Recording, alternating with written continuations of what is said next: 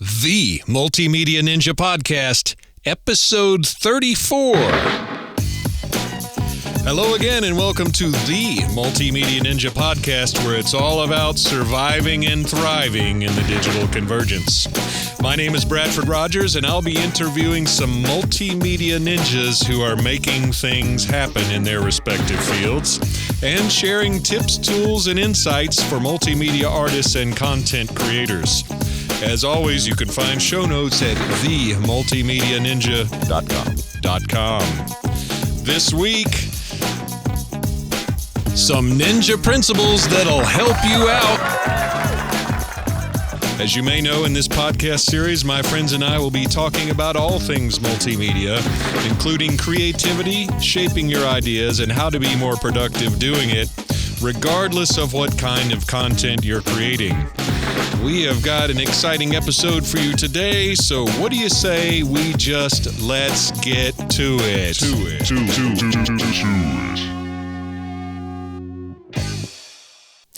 Welcome to the second full video episode of The Multimedia Ninja.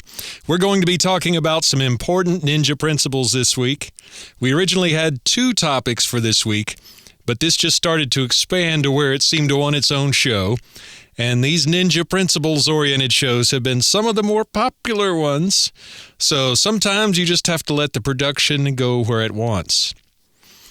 Actually, this is kind of the 3rd video episode. You may have seen excerpts on our YouTube account, the Multimedia Ninja account, episode 23 with Watson Wu, that we taped aboard the multimedia research vessel, JC Sails, and I think we'll be putting that whole episode together soon for your viewing pleasure. Meanwhile, you may have noticed the new video intro to the podcast. We spent a great deal of time and effort preparing that intro in After Effects, which we'll no doubt be diving into soon. And you can see that it builds on that graphic novel kind of look we've used on the featured images for each episode. It's been my goal to move towards having most episodes, if not every episode, appear in both audio and video form with content that will both appeal to the eyes and the ears. There are some things that are harder to explain without visuals, but I think an audio podcast is still the bomb in a lot of ways. For one thing, I don't recommend driving or working out while watching a video podcast. Also, I think there's a certain connection when you're focused on just listening to the host and the guests' voices. There's just something you get from radio that you don't get from TV. But on the other hand, if I'm talking about something in Photoshop or After Effects, if we can get it on video, that's certainly helpful. And folks seem to like seeing the setting we're broadcasting from, whether it's the studio or aboard JC Sails or who knows where. So what we're trying to do right about now is get out a weekly podcast with great, useful, or at least entertaining information for multimedia ninjas that both looks and sounds appealing. And if we have some segments that only work on video, then maybe we'll save those for separate tutorials on the Multimedia Ninja YouTube channel. Needless to say, adding this video angle to the podcast entails a huge, or as Trump would say, huge extra commitment. I think it's worth it, and I'm seeing a synergy between the podcast, the Timothy P. Green record, my dad's book, Depression Baby. Oh, and did I mention I have a couple of records of my own out? The main thing is, I really appreciate you listening and watching and recommending the podcast to your friends.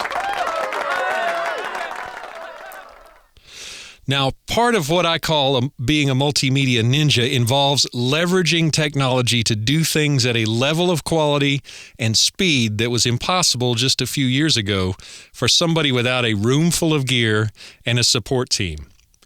Now we can even produce quality content from beautiful remote locations. So adding this video component to the podcast means it's absolutely essential to use some of the principles we've talked about before if there's any chance at all of getting it done weekly. Sometimes you have to take a minute and back up a step in order to set up systems and procedures to make things better and faster going forward. And once you've got things set up right, you can move forward at warp speed, as they say. Of course, it's a lot easier if, say, you're strictly a video editor or a blogger, It gets a little more complicated if you're a videographer, illustrator, blogger, writer, publisher, motion graphics designer, podcaster, sailor, record producer, and performing artist. Ahem. So let's take a look at some ninja principles at work in a greatly expanded little segment I like to call, What the heck are you doing? In order to get this podcast out on a regular basis, we've got to adhere to some basic multimedia principles. Now, there are two principles that I frequently refer to that seem to be a little contradictory, but really aren't.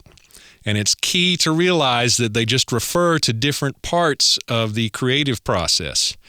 Now, these principles and how I talk about them today are especially relevant to video and audio production, but they also have a lot of application to everything from photography to writing to graphic design, you name it.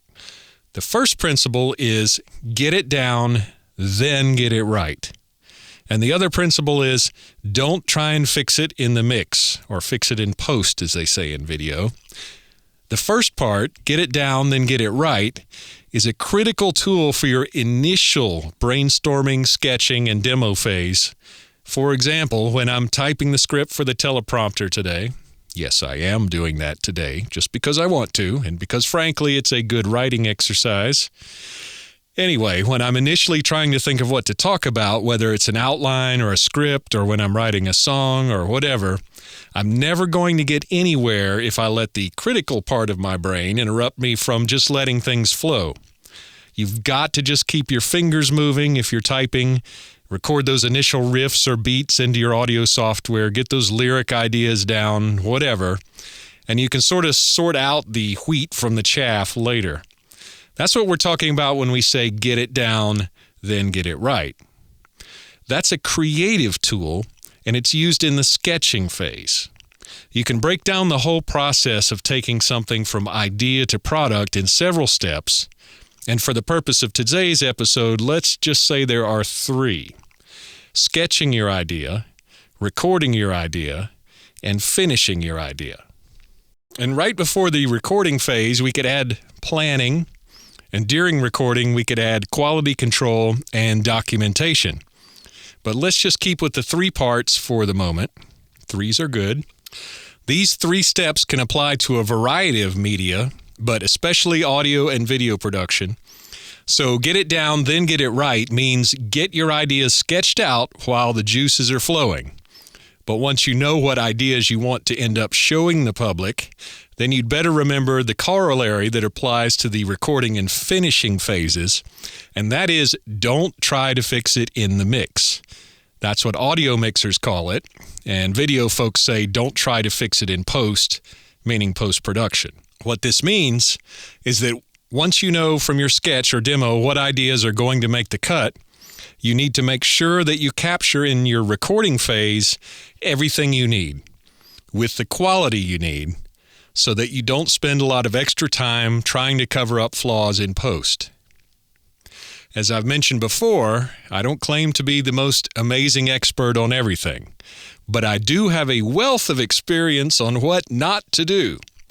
And like many of you listening, I can think of any number of examples where I failed to properly plan or record 100% of what I needed, and so I made my life more difficult in post. On the last episode, for example, I didn't have a mic flag with the Multimedia Ninja logo. The mic flag is the thing that goes around the mic with your logo, like Fox Sports or CNN or whatever. So I had the World Songs Media logo on the mic flag, but I didn't have the Multimedia Ninja logo.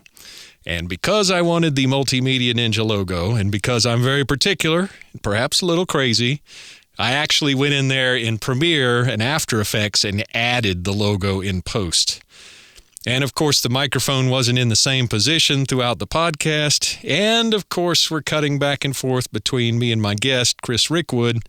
So I couldn't overlay that fudged mic flag just from start to finish. I had to figure out how to make that happen just on the frames that I was in. And I'll share with you our eagle eye Cindy noticed that there is, in fact, one cut of just a few frames where you can see the other logo all of a sudden. But That's where the know when you're done principle comes in, and this is a weekly podcast, not a network show. Now, I didn't necessarily have to change the logo, but this is still a perfect illustration of how it's harder to fix things in post than just to record or capture what you need in the first place. So whereas in the last episode I had to fiddle around for probably 30 extra minutes, not counting rendering, which is big, this week I just printed the Multimedia Ninja logos and got them on the mic flag, so I won't have to spend a minute on that issue this time. Another good example was shooting the video for the Timothy P. Green song Cross That Bridge, and I highly recommend checking it out, and I'll put the link in the show notes. And remember, you can always find the show notes at themultimedianinja.com. This episode is at themultimedianinja.com/34. And getting back to the video, aside from the show notes link, or in case I forget, you can also find the video for Cross That Bridge just by going to YouTube and searching Timothy P. Green Cross That Bridge. Now, I'm very proud of how that one turned out. And as a matter of fact, I've gotten other jobs from it. But there is a teachable moment here, and it's this. We shot all the shots for this video over almost a 2-year period, and I didn't storyboard it, which is not uncommon for an indie music video. I had a pretty specific idea for the look, but we basically just shot everybody miming their performances with a couple of costume options, and I figured I'd cobble it all together in the edit. Or you might say, I thought I'd just fix it in the mix. I think you see what's coming. Ray Charles could probably see what's coming. Now, fortunately, I was able to make what I think is a pretty cool and funny video out of all the footage, but because I wasn't completely anal retentive on making sure we had everything just so, some of my editing decisions were dictated not by what I preferred, but by the footage we had. One case in point is once we shot the horn section and I decided early on that we were only going to shoot them in the convict outfits, I wanted to lean towards having everybody but Tim in the convict outfits only. However, I didn't have usable footage of Billy Wilkie doing the guitar solo in the convict outfit. So Billy appears as some sort of sheriff's posse guy instead of a convict. Feel free to make up your own story why that is and makes sense. And finally, some of the edit decisions on where to cut on Tim and what shots to use were dictated by what do we have good lip sync on. So I chose where to cut and what shots to use to tell the best story. And also you'll notice that the raw footage was actually shot on seamless white background, but the final video doesn't look like that. As the last concession to working with what we had, I decided that since we already had this Old West thing going on, by going with this jittery 14 frames per second or so super retro film look, it would cover any of the remaining miming or lip sync issues. So that's what I did. So like I said, I'm super proud of how this came out, but by being kind of laissez-faire on the planning and on the quality control during all the multiple shoots, I earned myself a ton of extra editing time, and I was forced into some editing decisions by the footage I had. But I was lucky on the Cross That Bridge video. There are other times when you can mess up the recording phase so much that you don't even have everything you need for the final product you planned. I mentioned an example in, I think, episode 3 of the Multimedia Ninja podcast of one shoot I did in an extremely challenging, hot, blindingly bright outdoor shoot. And I didn't get usable footage in a couple of shots, and we couldn't go back to the location for security reasons. Fortunately, the client in that case was understanding of how difficult the shoot was and that the budget we were having, we were way ahead of the game, and they were okay working around it. But let me tell you, it's better to be right than to be lucky, and not all clients are reasonable. So remember, it's critical to plan your recording, or what some would call the actual production phase, and pay very close attention to QC, or quality control, so you get what you need to minimize your work in post. Don't try and fix it in the mix. You may be shooting video out in the desert, so hot and bright that you can't even think straight, let alone tell if you've framed your shot right. Or you may be so tired of recording a frustrating part of a song that you just want to move on and assume that you have what you need. Or you may be concerned you're eating up too much of your session time, or pay for musicians, actors, or models, photographer, videographer, or whatever, but resist moving on to the next shot or the next part. Because if you didn't get exactly what you need, then you were very likely wasting your time and money anyway, and you might even be jeopardizing the outcome of your project. So I think you can see here that recording or capturing is the part of the process that requires the most planning and obsessive attention to details. As the old school engineers would say, you can't mix what ain't on tape. For a great example that doesn't involve me, let's have a listen to our friend Scott Patton of Sugarland, Jennifer Nettles, and Ground Lift Music. In episode 8, which I highly recommend checking out, Scott talks about one of the production secrets to one of the most iconic groups of all time.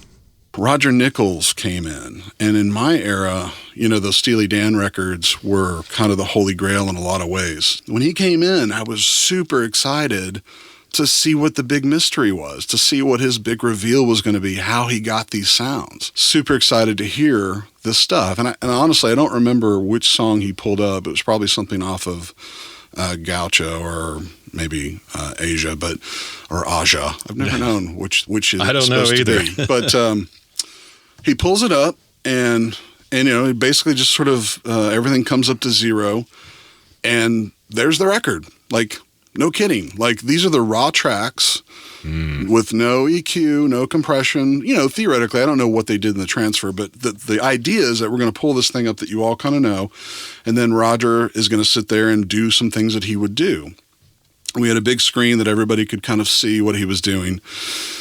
And so he pulls it up, and it's like, well, that is exactly like what the record sounds like. It's about the performance. It's about Elliot Shiner, I suppose, had a lot to do with just being really meticulous with the engineering, and Roger being really meticulous about the sounds that they're capturing.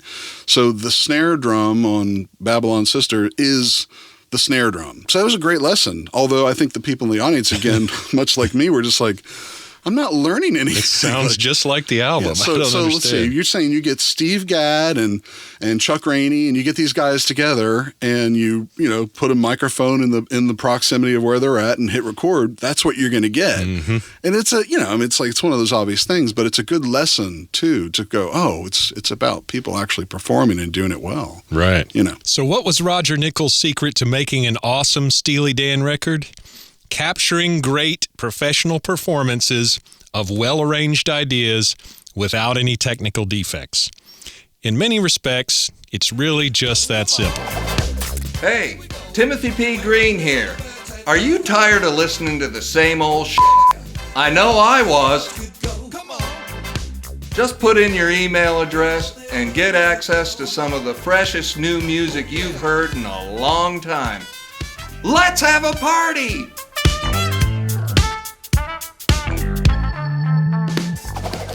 Okay, before we move on, let me mention one little add-on to the whole make sure the recording phase is right thing. As you've noticed by now, if we divide the production process into just 3 parts, sketching, recording, and finishing, we really need to insert some subparts around the recording part, like planning and QC or quality control. One major thing you need to do during recording or capturing, both to make sure that you have what you need and to help you or someone working with you find the best parts later and find them quickly, is to document the recording. Nothing saps motivation more than spending extra time in edit and post-production. That time should be spent making creative mix decisions from great tracks if you're working on a record, or deciding how to cut your video or film if you're working in video. Not having to work around material that's missing, doesn't fit what you need, or has technical problems like noise on your audio, somebody's foot in the frame of your video, or whatever. Keeping a shot log for video or sound report for location audio is a great tool not only to find the bits that you want to use later, but also to make sure that you got what you need in the first place. Just like organizing your file storage and backup, it's not the sexiest part of multimedia production, but it's another thing that separates the pros from the noobs. And if a client or a coworker needs to work with your material later or needs some information, it may determine if they want to work with you again or whether they want to recommend you to someone else. So do yourself a favor, document the recording or capture phase, and save yourself and maybe others a large headache later. We've been talking about saving time and using technology to help a solo ninja or small team produce a product that stands out because the quality is more like a major production house. 3 things that really help in this area are organizing and reusing quality assets that you've created, using templates to speed up your production, and sometimes using prefab components, especially in the demo or sketching phase. If you're watching this episode on the Multimedia Ninja YouTube channel, then you've seen the graphic novel style intro. That's actually a bit of both a template, a recyclable asset, and something where I made use of a prefab component. Now, that sucker took me quite a while to create, even relying heavily on an After Effects comic template that I got online for like $25. I spent a lot of time on it, and I plan to keep refining it because I think it really helps cement the whole look and feel that we already have on the website. And now that I've modified it and added different clips, it ties in nicely with a lot of the various disciplines that we talk about on the show, like motion graphics, After Effects, and Premiere, audio, illustration, yada yada. I mentioned starting from an online commercial template. If it took me maybe 25 hours, not counting rendering, to produce the first intro, it probably would have taken me 300 if I had to suss everything out from scratch. No joke. And the results probably wouldn't have been as good without a lot of additional refining. If I were doing something for the Discovery Channel, I would probably start from scratch. But even then, I might spend a few dollars to download something like this just to see how somebody else might have approached it, since they probably spent hundreds of hours on it and had some great ideas on how to go about it. The same goes for music. The intro music that we've been using for this show actually comes from a loop you get with Apple Logic. It sets the right tone and helped get this podcast off the ground without having to spend time composing and recording more music for something that's ancillary to the main purpose here. Many of these kinds of prefab assets are licensed pretty much for free use. Although let me say right here, I'm not an attorney, and you need to make sure for yourself that whatever you use in a final product is legally okay to use. You may or may not be surprised to hear some prefab stuff in some of your favorite records these days, but often it's way down in the arrangement. Of course, other times it's not. It's right up there in your face, so much they may have paid somebody to use it.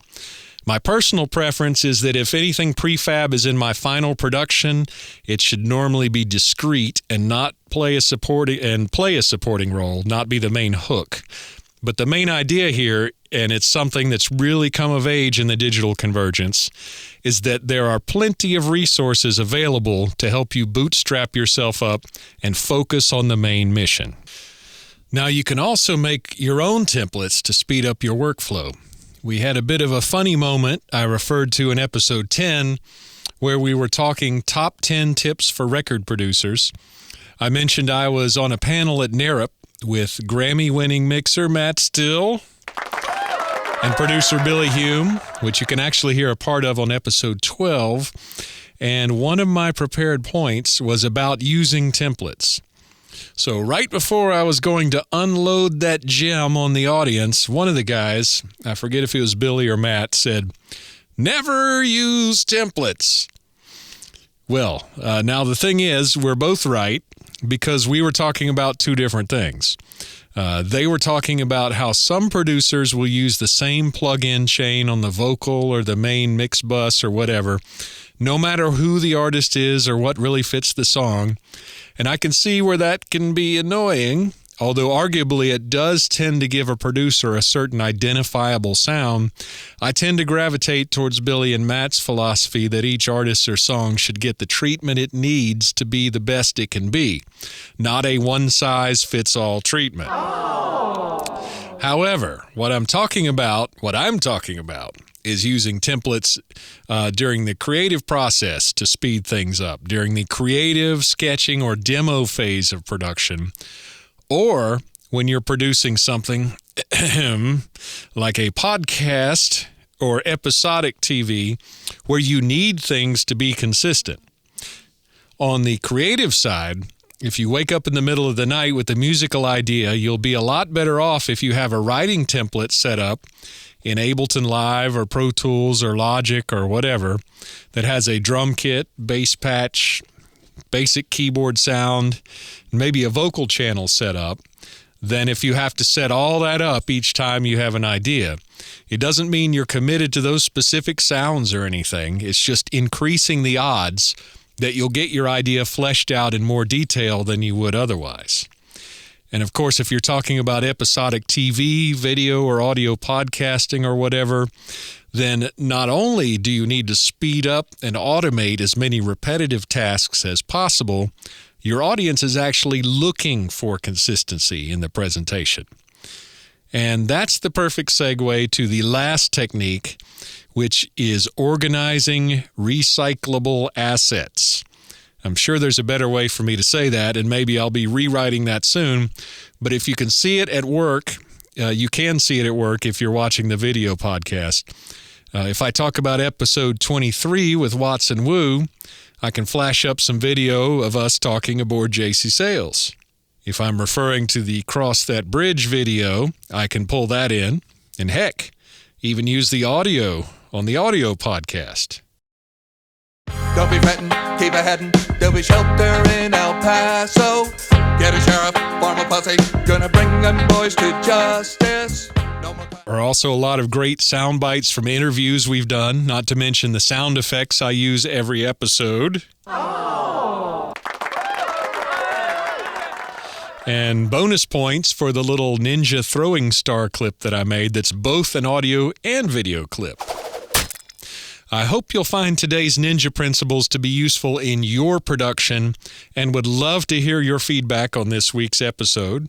So remember, get it down, then get it right is the tip to remember when you're sketching out your ideas. But when it comes to the actual recording or capturing part, don't try to fix it in the mix.